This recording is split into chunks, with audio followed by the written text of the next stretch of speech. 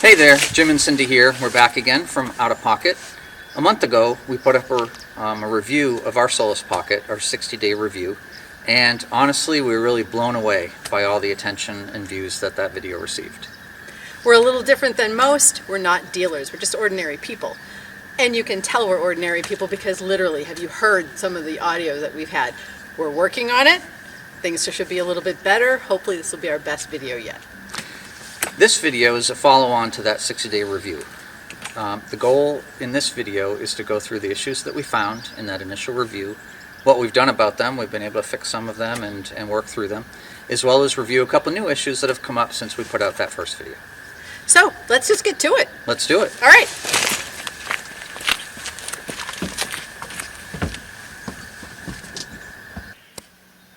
Okay, so the first thing I want to revisit are these screws here. We talked about these in our first video. You can see, and if you've watched any of our upgrade videos, we're using these for some different things that maybe weren't intended. We've got some hooks on here. We hang our thermometer off this one. But these screws, they do tend to rip out of this plastic. So there's really two issues I wanted to follow up on with this. The first is this one down here. This particular screw goes through the edge of the mosquito netting and is intending to hold it into this plastic, but this mosquito netting is so tight it constantly has an outward pressure pulling that screw out. So this is the one that was always coming out. So I ended up getting a rubber spacer and a longer screw, and I screwed it in so that it's naturally spaced out from the plastic. And then we have this hook on here to hang our privacy curtain that we use, which we talk about in our other video. But that's how we've solved this particular screw, is just to naturally space it out. This one just was totally stripped out. So I decided I'd try to solve that. I got this very small molly that you use in drywall, and I cut it off here, and I tapped that into the hole, and then I put the original screw back in, and this thing is really solid now. That's really not going to pull out. So that's going to be my solution to deal with any of these screws. I'll just put the molly in and put them back in. Hopefully this will be strong enough to hold it. If you've watched the first 60-day review video, you may recall that I pointed out an issue with the wood right along here. There was like a piece that wasn't completely cut properly. So I took care of that. I had this saw, kind of a flat saw like this. Went through here, just kind of shaved that off carefully. I got a little photo of what that looked like, but that was able to strip away that bad cut, and yeah, it looks more or less normal now. Another thing that you probably remember from the first video is the light strip issue that we had. And we still have it. We haven't fixed it yet. You can see how it's pulling away regularly. It's getting worse and worse with time. You know, you can stick it back up, but it's just literally in 2 seconds it comes right back down again. And it's even doing it over here. So we have a solution for that, and we'll see how it works. We're going to try to fix this one today because it just seems to be getting progressively worse, and whatever tape they use just doesn't cut it. So I ordered this 3M VHB tape, clear, and a 1/2-inch width. Maybe you've used this type of tape before. I've used it from everything from attaching parts of a bumper onto a vehicle to sticking solar panels to the top of a camper or anything like that. So hoping this tape will be a higher quality to keep this light strip on. So we're going to just kind of pop this off and see what we're dealing with. There we go.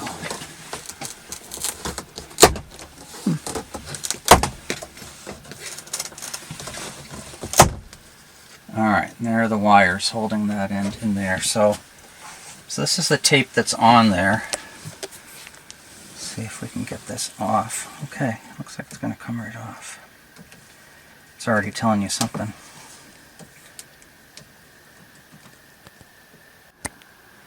It took about 5 minutes to get that old strip off. It came off in little chunks. So that's what it looks like. So I'm going to use this 3M VHB tape. VHB is very high bond. It's very strong tape. So hopefully this will do the trick. Keep this light on in the future.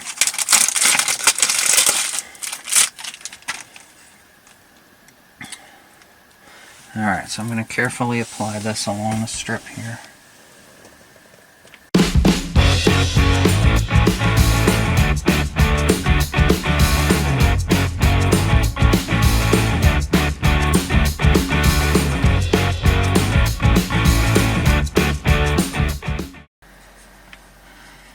Alright, now to get the back side off.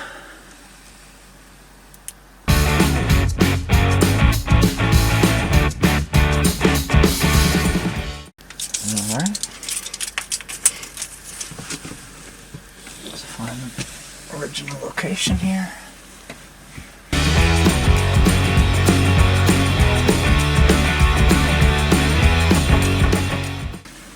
Alright, just give it a little pressure for a minute here. Make sure it's on there.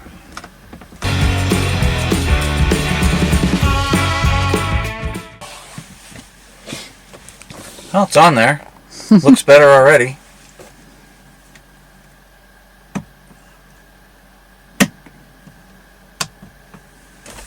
Hopefully that did it. One problem that we identified in the first 60 days was the hole in the upholstery right here. Happily, the dealer was no problem at all. Winnebago is going to be sending us a new cover. The other thing we covered in our 60-day review was the edges of this laminate. Over and over, these little edges up there, the various doors pops up like this. So what I've been doing, and it seems to work, is I have this contact cement, Devcon contact cement. It's nothing special, just something I happen to find.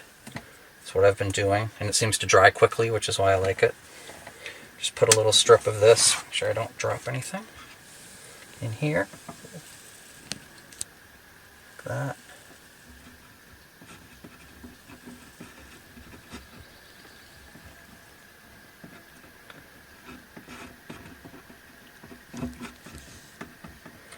Hold that down for a minute.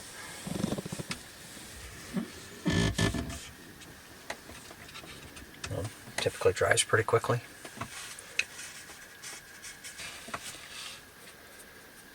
Wipe the edge in case there's a little bit that came out. A little bit there. And that's it. Another one fixed. One thing we discovered after the 60 days, we discovered actually when we de-winterized the van to get ready for summer. Putting fresh water in, there's more water in the system. We were driving around with the water in the system, and we discovered, much to our chagrin, when we opened up this drawer, there was water in this bowl. Well, that's clearly coming from the sink, right? So we had to come up with, figure out what was wrong and fix it, which Jim did. So clearly what's happening is some fluid from the sink is going down behind the small drawer and just happened to land in the bowl in this longer drawer. So I'm going to take a look at this, see if I can see where the leak might be coming from. Now to get these drawers out, the side here, if you look closely, there's like a little tab right there. See if I can get the, yeah, there it is. You can see it from the side. Gonna have to lift that up, play with that thing, and then the drawer will, you can wiggle it all the way out. Alright, so I've got the two drawers out. Taking a look inside here, you can see the bottom of the sink right there. Black tube going down, a couple junctions down into the trap. It looks like the leak is coming from right here. You can see that fluid running down. Alright, well, I took the trap off. I just undid both ends of these connectors, like a normal plumbing twist connector there, and there it was full of water, so I had to go dump it out. I put something under it to try to catch it, but these, you know, these weren't really that tight. Looks like this one here has like some sort of blue gasket that's supposed to slide down and clamp onto the other one, but really wasn't that tight. So I'm going to try to put this back together a lot tighter than it was. See if that's going to address the issue. Yeah, that's got that same type of blue gasket. That one was all the way down, the other one wasn't. So I'm thinking maybe it just wasn't really tightened all the way at the factory. Alright, we get the thing back together. So they're good and tight now. And I just don't know if that blue gasket was right. It might have even been upside down in there. The other one that was loose was that one right up at the bottom of the sink, which was very loose. So that's real tight. That one's clamped right down. This one's tight. I'm going to run some water. You can hear it going into the gray water tank. Looking under here, really not seeing any leaks anymore. You can hear it running through, so I know the trap's full again. So I think we got it. This one's fixed. So one problem we discovered when we went up north to look at the eclipse at Sugarloaf Mountain in Maine. This two-wheel drive vehicle doesn't have toothy enough tires for a Maine winter or driving in snow. We got seriously stuck. These tires were great when we drove them back from Alabama, but they're terrible here. And so one of the things we're going to have to do is upgrade the tires before next winter. Other people that have similar vans, in fact, one of our friends that has a Solis Pocket has got a, see if I can get this right, Cooper Discovery AT3 tire that they've had a lot of luck with. He didn't get stuck at all. We needed a little help getting out. So that's definitely something we're going to have to do before next winter.